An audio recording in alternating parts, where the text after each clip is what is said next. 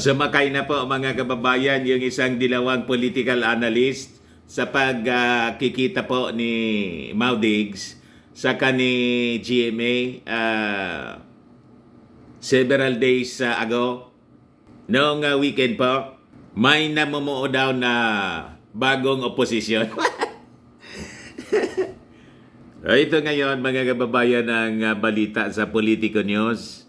Bagong oposisyon, Arroyo Duterte Alliance, still a force to reckon with, sabi po ni Llamas. Yung dating political advisor po ni Panot, nanggagatong. But before natin mga kababayan pag-usapan, click subscribe muna dito sa ating YouTube channel and hit the notification bell para lagi po kayong updated sa mga kaganapan dito sa ating bansa. Huwag na rin po ninyo na-skip yung ating mga commercial ads para tuloy-tuloy ang pagbangon ng bagong Pilipinas. Di ano niya Mr. Maravillas yung basa mo? Di ba sabi mo doon sa previous video mo na may niluluto yung dalawa? Hindi lang po dalawa, marami sila, yung mga kaalyado nila. Ang basa ko po, sumasakay si si Ronald Llamas, yun ang trabaho niya, yung manggatong. Di ba? Para mapadali mga kababayan yung pagkawasak ng Uniteam, sumakay si Ronald Llamas. Di niya Mr. Maravillas yung yung analysis mo. Di ba niya align na niya kayo ngayon? Yung inyong mga pananaw. Hindi man po, magkaiba kami. Magkaiba po ng analysis kami ni Ronald Llamas. Si Ronald Llamas talagang political operator po siya. Ako, hindi naman po tayo political operator. Observer lang po tayo mga kababayan. At wala tayong intensyon na manggatong. Truthful lang tayo sa ating mga analysis.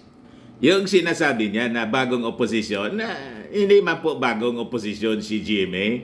Yung pamilya niya, dating galit sa mga Marcos noon pa.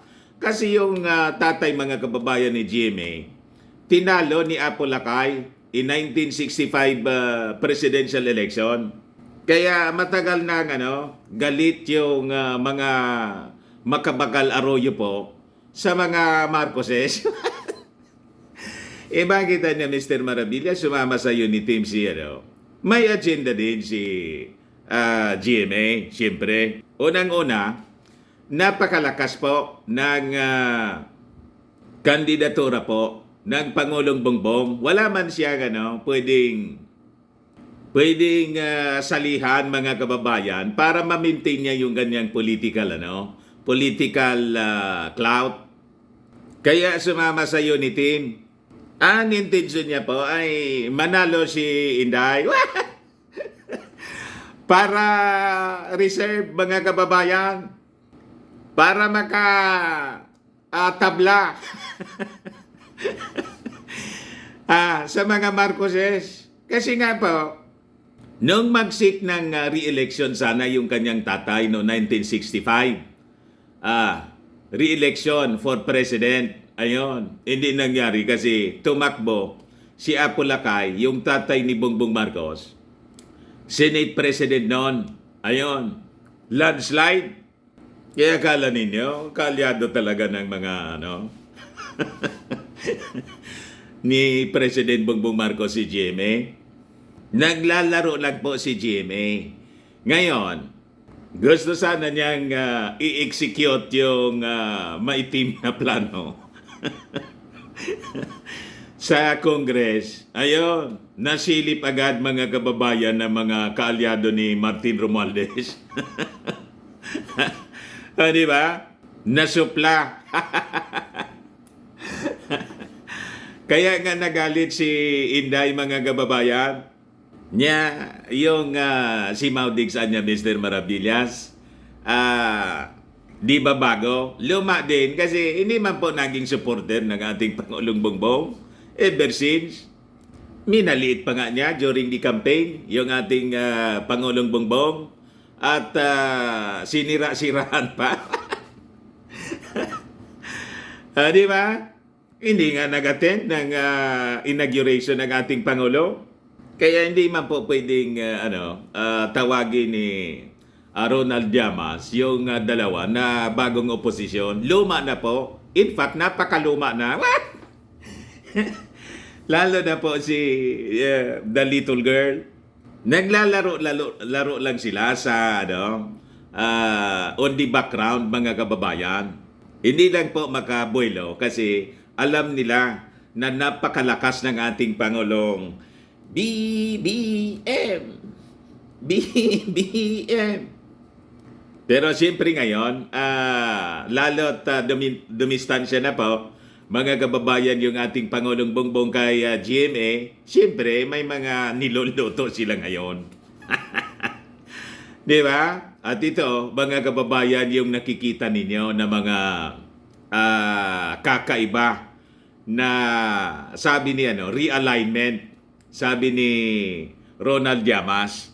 Sabi rito sa balita ng Politico News, in a recent episode of Politico Scoop hosted by Michael Fahatin and Ina Andolong, former political advisor Ronald Llamas discussed latest racking the political scene, particularly the increasing visibility of Pampanga Representative Gloria Macapagal Arroyo and ex-President Rodrigo Duterte as an apparent force challenging the Marcos administration.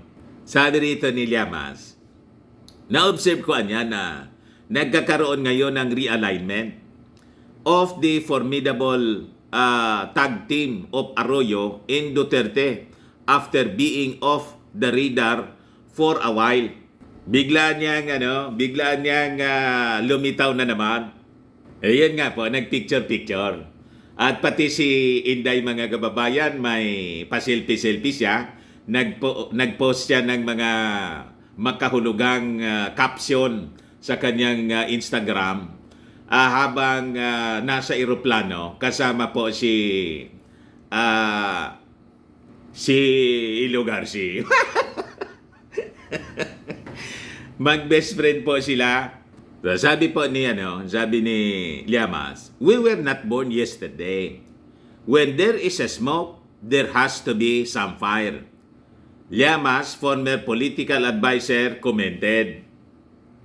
Meron pa rin anyang pinanggagalingan yang mga lumalabas na yan, pero hindi naman bago sa atin yan. Matagal na natin pinag-usapan yan. Panggagatong.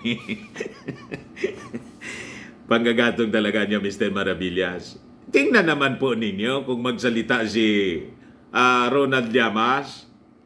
Lantarang panggagatong. Pero may mga puntos man po siya.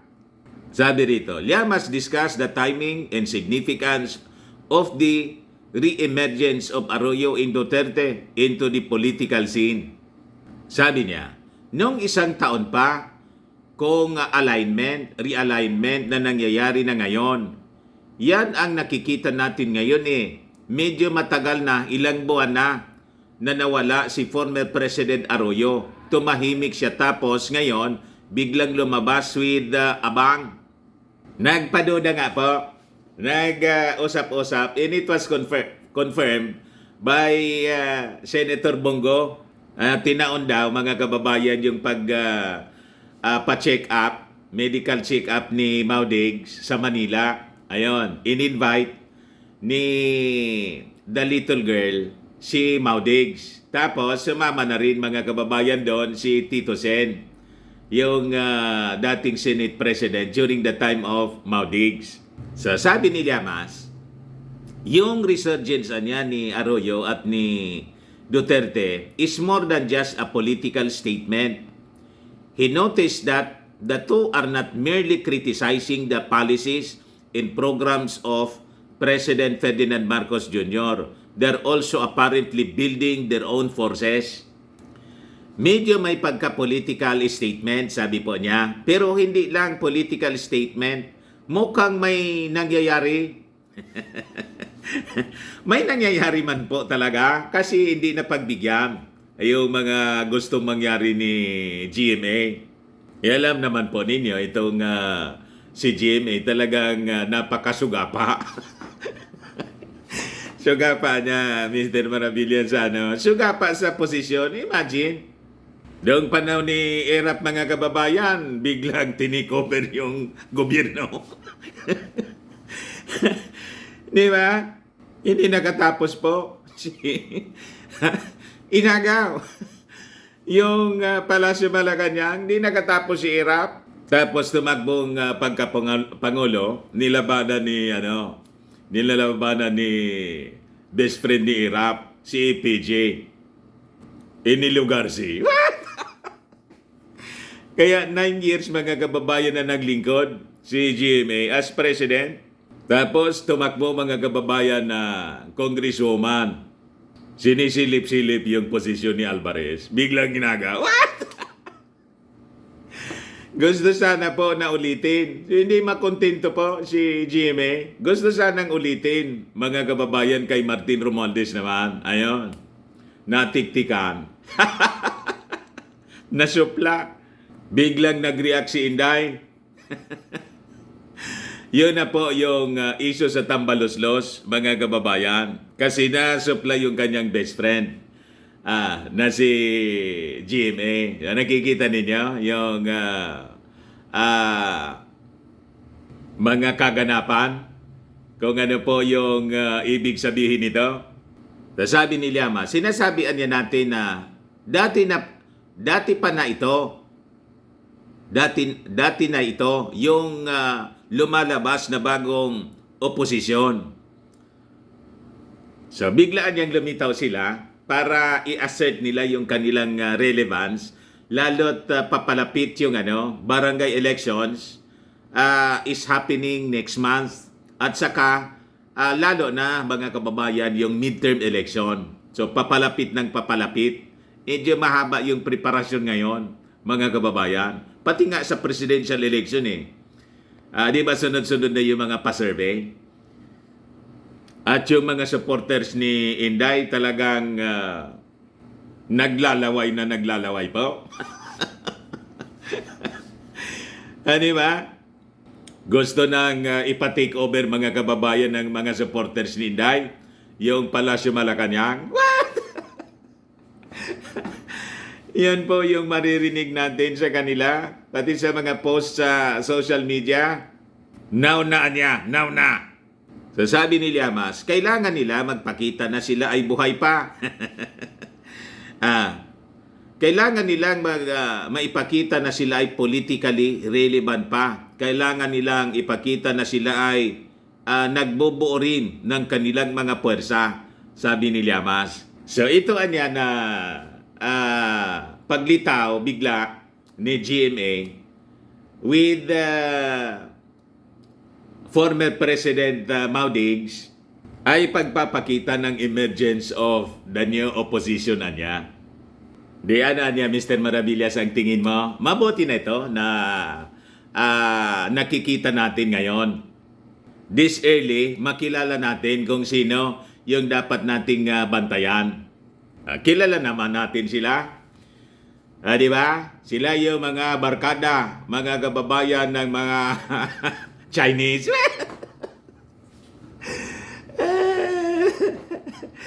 Di ba? Mga barkada ni Xi Jinping, pabalik-balik doon sa sa China. At sa panahon nila mga kababayan, na mayagpag yung mga Chinese dito sa West Philippine Sea. Di ba? Na laking problema ngayon ng ating mga mamamayang Pilipino. Buti na lang yung ating Pangulong Bongbong Marcos, siya ngayon yung nakaupo bilang ating leader po. Ngayon, idagdag ko na lang po itong balita dito sa Philippine Star. Sabi rito mga kababayan, Coast Guard suspects Chinese state actors behind disinformation on West Philippine Sea. Malamang konektado ito sa sa maagang pagiging aktibo ng mga politiko. Di ba? Itong issue po sa West Philippine Sea, yung Chinese aggression. So sabi dito sa balita, the Chinese government could be involved in a disinformation campaign downplaying the aggression of Chinese vessels in the West Philippine Sea, sabi po ng Philippine Coast Guard. Sa pagharap nila mga kababayan sa Senado. Sabi rito, Philippine Coast Guard spokesperson Jay Tariela said during a Senate joint inquiry that the information operation anya, the PCG, has observed regarding the West Philippine Sea will not be happening unless it's supported by a state actor. So, ibig sabihin, malamang anya may direkta na ugnayan, mga kababayan, doon sa gobyerno mismo ng China. Tariela shared this in response to a question by Senator Hontiveros on whether the PCG, based on its intelligence operations, has found evidence that those spreading disinformation are part of a Chinese state-sponsored campaign. Malamang mga kababayan, talagang ini-sponsoran ng Chinese government itong mga involved sa disinformation campaign, yung mga propaganda po na sumusuporta sa agenda ng China imbes sa ating mga mamamayang Filipino. Gamit yung mga propagandista, yung iba mga politiko, dating leader, yung iba mga kababayan, mga social media vloggers. Di ba? Kaya lagi nating sinasabi po, mag-ingat tayo sa pagpipili ng mga magiging leader natin, lalo na po sa national election sa 2025 at sa 2028 presidential election. Kasi malamang sa malamang, may mga funding support na po na dumadaloy galing mismo sa Chinese Communist Party para iluklok nila sa posisyon yung kanilang mga kaalyado, yung mga sympathetic sa kanilang mga politiko, para yung agenda ng China na kamkamin yung ating territory, walang resistance lang, yung malalagay na mga leader kasi mga tao po nila. Di ba? Ganon ito kaseryoso, mga kababayan. Kaya nga po, walang tigil yung politika ngayon. Sige na pan-organize nila para, mga kababayan, labanan yung administrasyong Bongbong Marcos. Yun ang malinaw po ngayon. The spokesperson said the PCG has only obtained information through the journalists who notified them of possible disinformation campaigns on the West Philippine Sea through the emails they received. The only information that we have received is through our media friends, wherein those journalists we know receive emails trying to divert the attention of Filipinos instead of concentrating on the aggressive actions of China. They are diverting it to Vietnam. Sabi po ni Tariela, yun ang narrative po nila, mga kababayan. To recall, Tariela warned Filipinos in August against online peddlers of disinformation on the West Philippine Sea. He described these sources of disinformation as mouthpieces of the Chinese government and believed they were causing confusion among Filipinos about the situation at the West Philippine Sea. So alangan man itong mga nagsasalita ng narrative ng China, ng propaganda ng China, walang tinatanggap. Di ba? Lalo pa yung mga politiko po, mga kababayan, na may mga plano na tumakbo for senator, for president, in the next elections. Before that, Tariela said that all those who make excuses for China's aggressive behavior in the tense waterways are unpatriotic and traitor to the country. At yung medyo malungkot pa, mga kababayan, yung Philippine Coast Guard po, ang intelligence fund 10 million lang. And the Intelligence Fund, mga kababayan ng DND, saka yung Army, mas maliit kaysa sa Intelligence Fund ni Inday. Yun ang malungkot na katotohanan, mga kababayan. But anyway, yun man lang po. Baka lang gusto ninyo itong itry. Firmax Firming and Lifting Cream, pinapahid po sa mga pulses in affected area. Mainam po sa paninigas ng mga kasok-kasuan. Ito naman po, Automax Radiant Serum. Sa mukha naman yung application. Anti-aging po siya. You will look 10 years younger than your age. Sa mga cancer patients naman po, baka lang gusto ninyo itong itry. Nensha Red Mixed Fruit Drink. Hindi man po siya gamot, food supplement siya. Kaya lang, gawa siya, mga kababayan, sa goji berry. Yung goji berry may anti-cancer properties. Ayos. O yung mga inquiries ninyo, dumiretso na lang kayo sa aming messenger sa Facebook para masagot namin agad. Ako po si Dante Maravillas. Bye-bye po. God bless.